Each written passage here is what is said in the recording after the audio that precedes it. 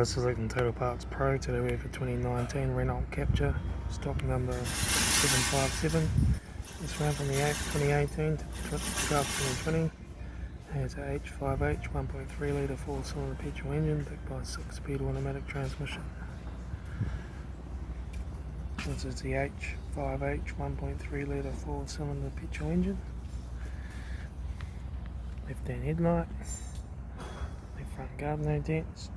Left front 16-inch factory only mag tyre. Left hand door mirror.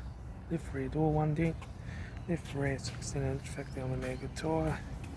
Left hand tail light. Rear tailgate, no dents. Right hand tail light.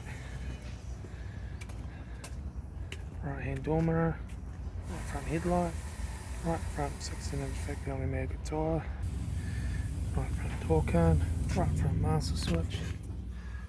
Center console, automatic gear shifter, heater AC controls, factory touchscreen stereo, interior mirror, front courtesy light, left front sun visor, right front sun visor, factory 3-spoke leather steering wheel, instrument cluster.